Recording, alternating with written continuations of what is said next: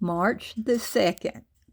We've not had a fire in the wood stove. Oh my gosh. Well over a week ago. And we had to have one this morning. It's cloudy, windy, damp, and since this is our main source of heat, we have a fire. And I love it. I know that there won't be a lot more fires in the wood stove this year, but I always relish at the beginning of winter when we start having a fire, and then as we don't have to have a fire every day. You know, I had someone ask me the other day, did the Sasquatch people, did they use fire? And my answer to that, from what I've experienced, is they can if they choose to. And do they need a fire to stay warm or to cook on? No, they don't.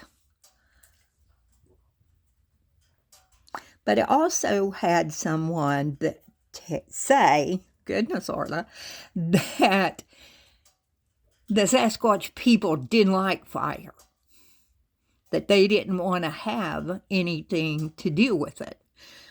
And the interesting thing about that is it's not anything I've seen.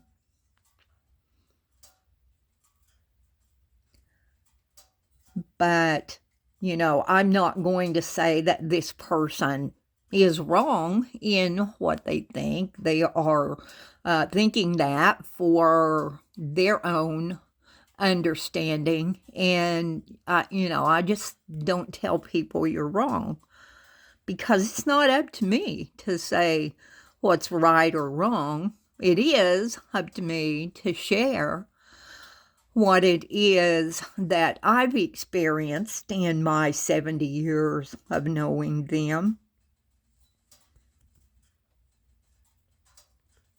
So, I go back to that thing that Kashima said, do not put your thoughts as a human onto how we should be.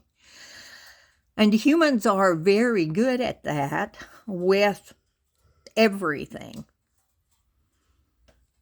I think the word is anthropomorphize, and that means to look at something or make something human, or maybe closer to human. And you see that a lot with people and their pets and, other things. And that's an acceptance problem that we have, thinking that for it to be right, it needs to be more human. We are comfortable with being human to some extent. And so the things that are around us that aren't human, if we make them more human, then we can interact with them on a different level. We already interact with so many beings. And our pets, for sure, dogs, birds, cats, whatever, we talk to them. And they talk back to us. Maybe not in the language that we're speaking, but there's a conversation going on there. And an understanding. And they don't have to be human for us to have that. They can be who they are. So I'm sitting here in front of the fire for a little bit. I've got things to do this afternoon. I've got potatoes that need to be cut up, and they need to set for a couple of days before I plant them in the garden.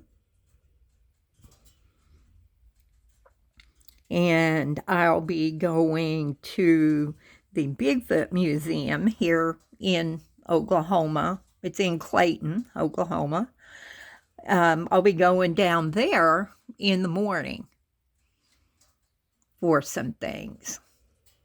You know, I've got so many things going, and I love that. That spring, everything starts to flourish. I have more basket weaving classes to teach and a drum making workshop to teach and other things that are going on. I'm going to be doing Zoom workshops of different kinds.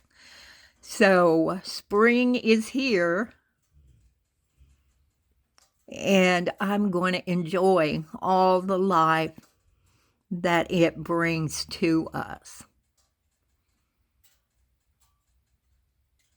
And I hope your day's a good day, and that you feel love, because you are loved, and you're worthy of that love. And be kind to yourself. Blessing smiles from Indigo Run.